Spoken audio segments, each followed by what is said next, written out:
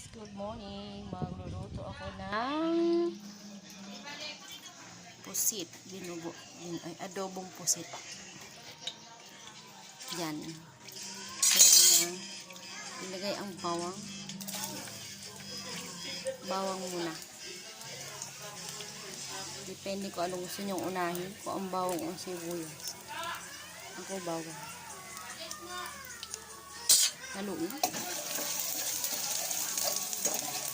Halo-halo. Sunod ang luya. Luya.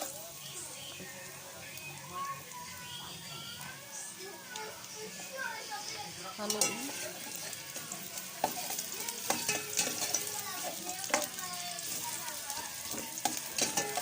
Sunod ang sibuyas. Sibuyas.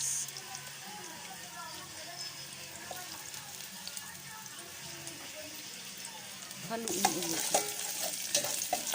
Halo lang ang halo. Hanggang mahanap mo ang tamang luto. Sarap. Ang bawo ng luya.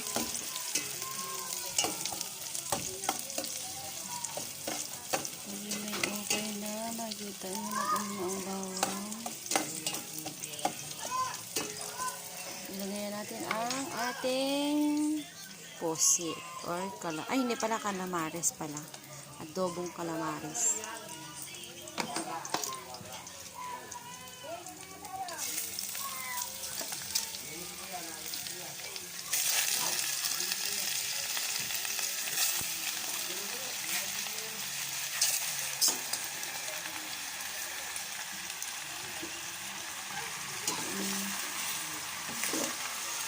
Haluin na natin, haluin at ating palambutin.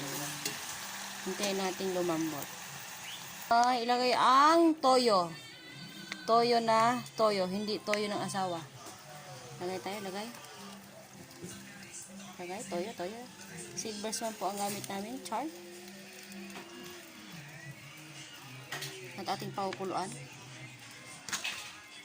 Lagyan ng unting tubig. Unti lang. Op, isa pa. Kung hindi ka kontento, isa pa. Pero, isa pa. Lagyan ang toyo. Okay. Sunod ay maglagay ng paminta. Pamintang durog. Aray. Paminta.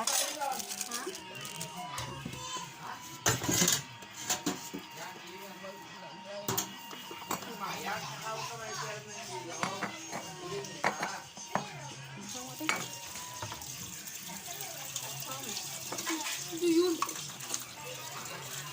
Hindi ko maninikot eh. Inangat ko lang yung ano eh.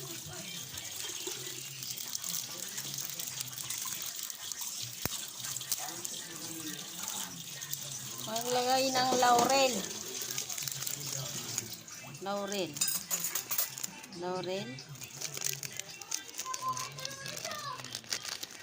Huwag masyadong madami at hindi masarap ang sobra-sobra ang laurel.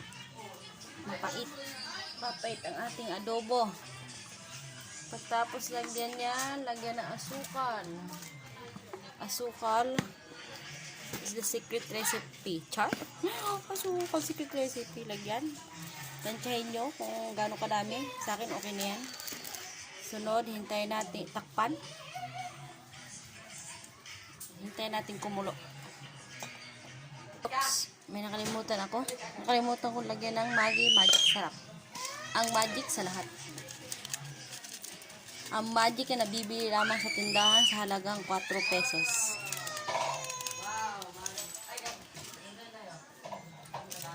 Dagdagan. Parang hindi pa sapat. Parang siya. Hindi pa sapat. Char! Ay, ni-check ho natin. Makalipas ng 10 taon. Tingnan natin kung kumukulo na. Wala. Kumukulo na. Kumukulo-kulo. Parang ugali ng iba. Char?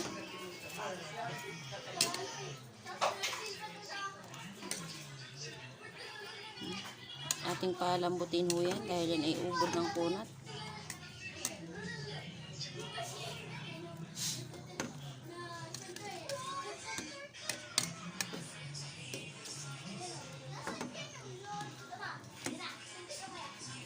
ating tikman.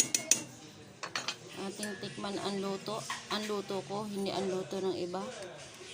Dahil mahirap na pag tinikman ng iba.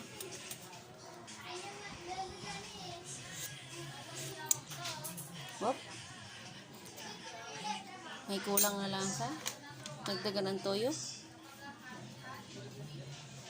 Okay.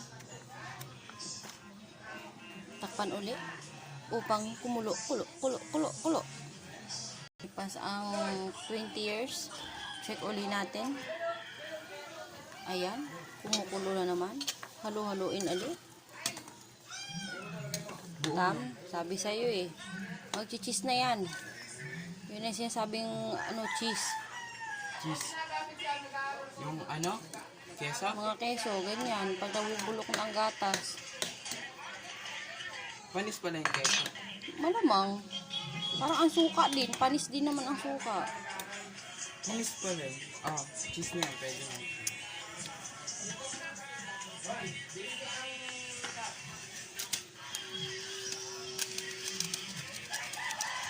Okay na po sa akin ang lasa. Maghihintay na lang po tayo ng tamang pag-iga o yung tinatawag na iyaan natin yung sabaw para hindi naman ganun karaming sabaw na parang akala mo isinigang. Okay na po siya. Hintayin po natin mabawasan ng konti ang kanyang sabaw. And that's it. That is our adobong pusit.